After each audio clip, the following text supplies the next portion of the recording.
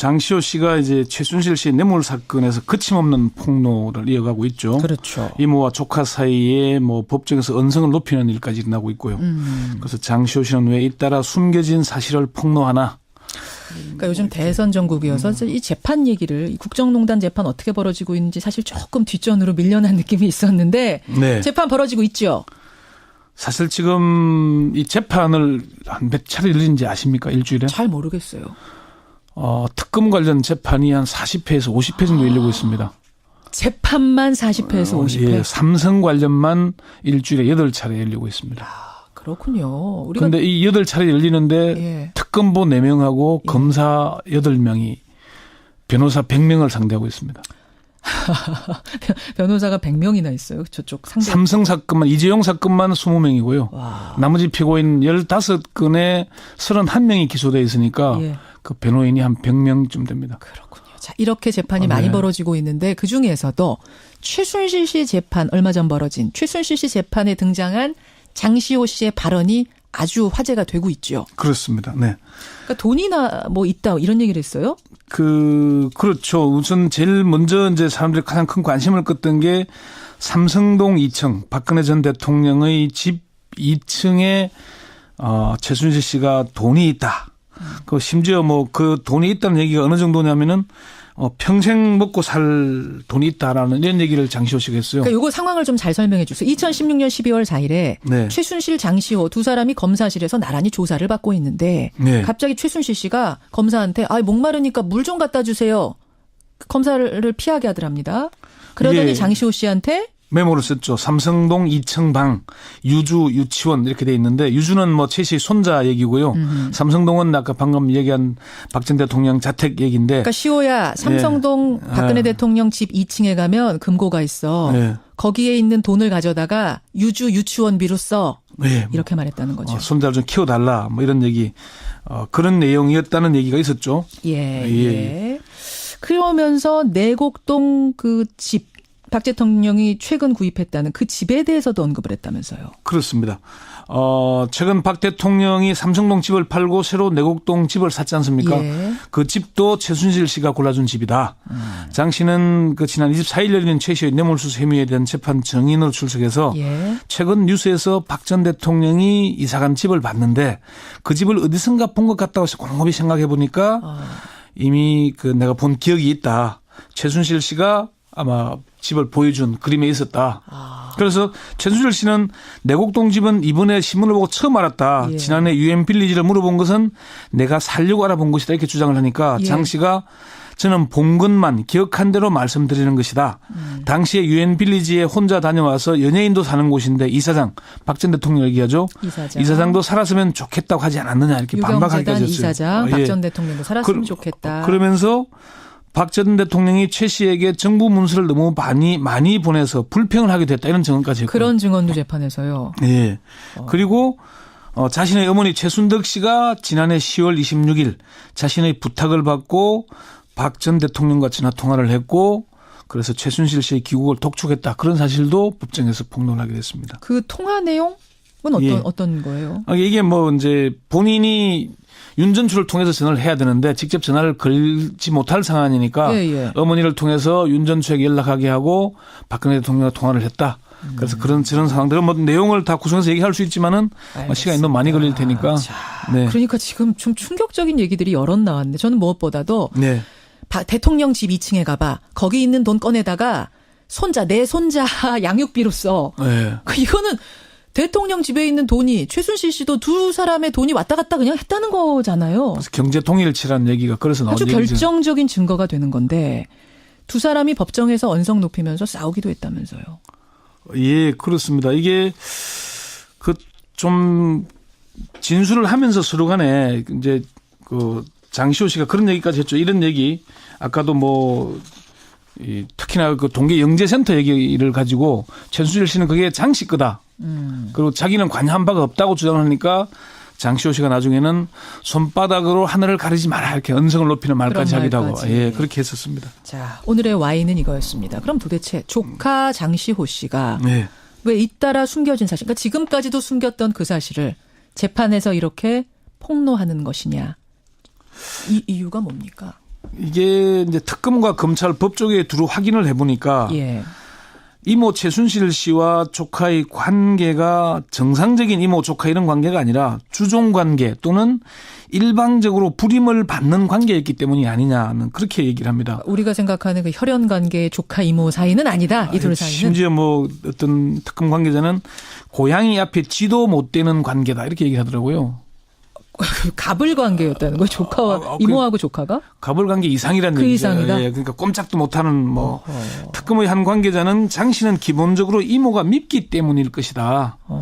아까 그 조금 전에 설명드린 그 4차 공판에서 이제 언성 높이는 일이 있었잖아요. 예, 예. 이런 일이 빚어지고 있는 게 아마 그런 이유가 아니겠는가.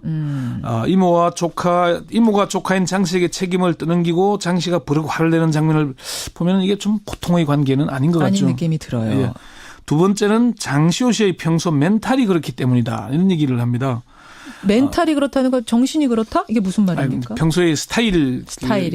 장 씨를 조사한 특검 관계자는 장 씨는 기본적으로 거짓말을 하지 않는 형태. 뭐 있으면 있는 대로 그냥 얘기해 솔직하게. 예. 특검의 한 관계자는 장 씨는 똑똑하고 기억력이 좋지만은 공부를 싫어하고 놀기를 좋아하는 스타일인 건 맞다. 기본적으로 머리 좋은데 뭐 성실하지 않은 스타일들. 이런 느낌? 있는 건 있는 그대로 그냥 말한다. 이걸 뭐 감추려하거나 뭐 그래서 그러지도 않았다. 그런 얘기고요. 이걸 뭐 좀 여러 가지 설명을 하자면은 장시호 씨의 뭐 그런 얘기일 수도 있으니까 그 정도로 설명을 하고요. 그래요. 예. 세 번째는 한간에서 분석하는 대로 양행의 도움을 받기 위해서 수사에 협조했고 재판에서도 적극적인 진술을 하고 있는 게 아닌가. 본인의 양형에. 그러니까 지금 재판에 사복 차림으로 계속 나오잖아요. 그래요. 애가 볼까 봐서 그렇기도 하지만은 예. 빨리 나가고 싶다는 의지의 표현이 아니겠는가 그런 얘기도 있는데 그렇지만 특검에서는 장 씨의 평소 스타일 때문이지 이게 양형 때문은 아니라는 그런 얘기도 합니다. 장 씨가 자신을 수사한 검사와 팀장, 수사 관계자들에게 편지를 썼다 그러잖아요. 그래요? 어떤 피의자도 그렇게 하겠느냐. 어떤 편지예요, 그 편지는? 손편지 고맙다, 수고했다, 고맙다. 이런 취지로 했다는 겁니다. 그렇군요. 결국은 스타일이 원래 그렇다. 숨기고 이런 스타일이 아니니까 그냥 생각나는 대로 있는 그대로 솔직하게 얘기하고 있는 것 아니냐라는 것에 가장 큰 답변을 찾을 수 있겠군요. 그래요. 근데 이거 조금 다른 얘기인데 그 박영수 특검하고 검찰이 갈등 겪고 있다. 이건 진짜예요, 소문이에요? 앞서 말씀드린 대로 하루 일주일에 40-50차례 재판이 열리는데 예. 파견 검사 8명, 특검보 4명, 12명이 재판 관여를 다 해야 되잖아요. 예. 이게 수사 때보다 훨씬 몇 배로 더 힘들다고 합니다.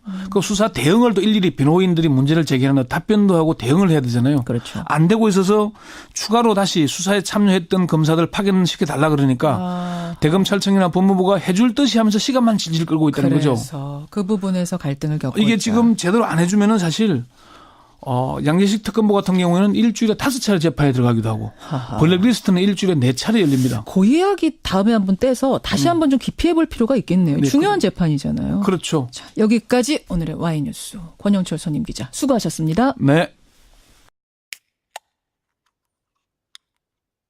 장시호 씨가 이제 최순실 씨 뇌물 사건에서 거침없는 폭로를 이어가고 있죠. 그렇죠. 이모와 조카 사이에 법정에서 언성을 높이는 일까지 일어나고 있고요.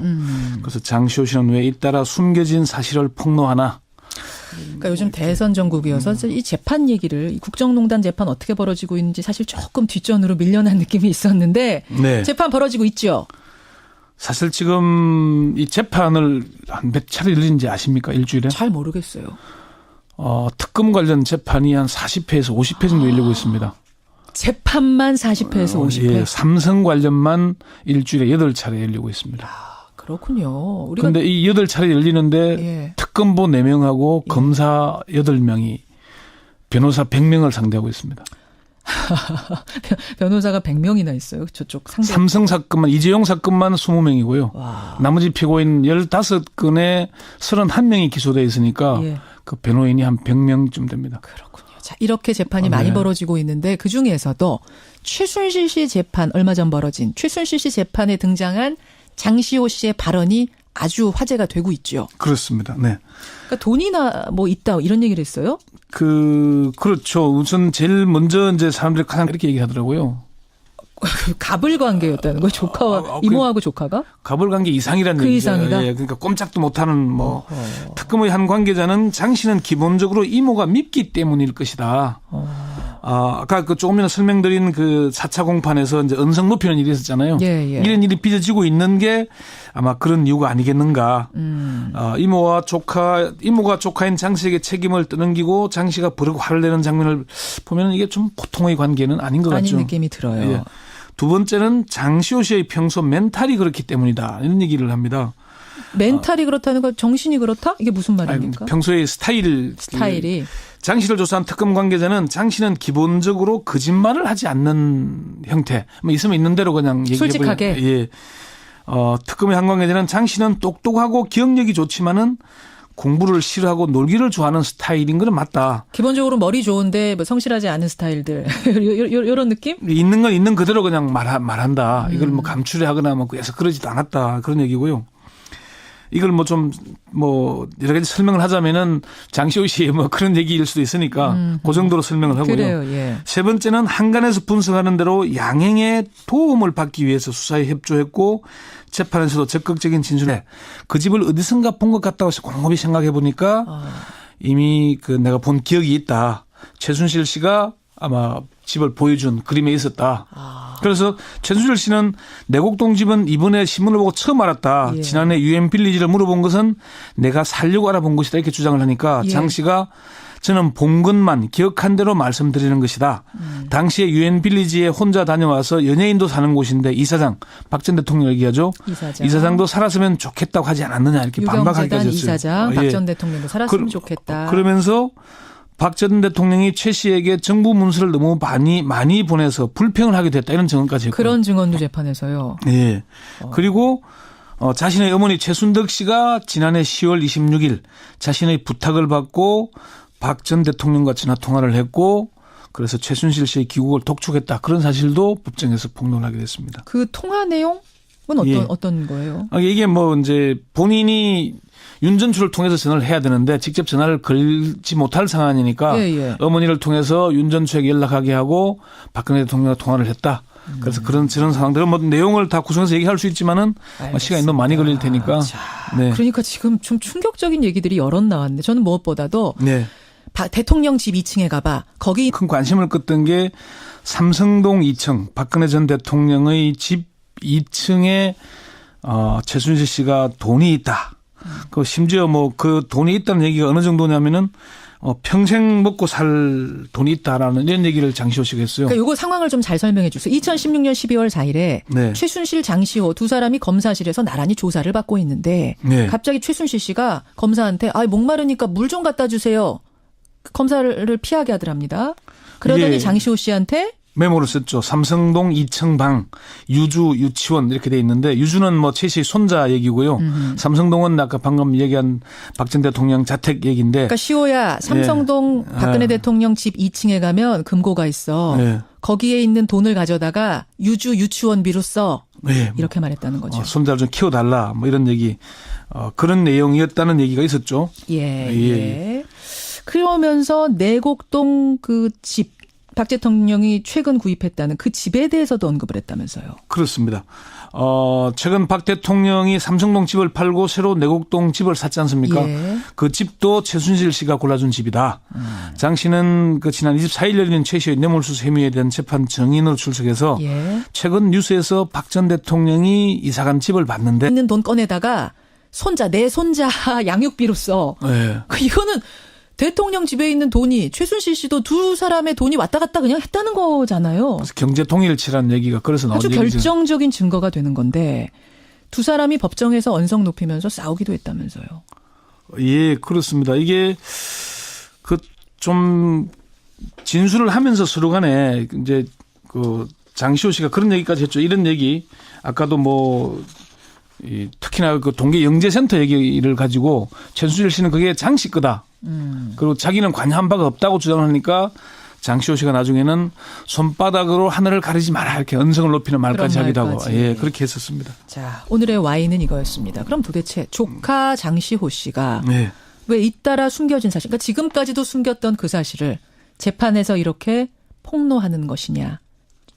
이 이유가 뭡니까?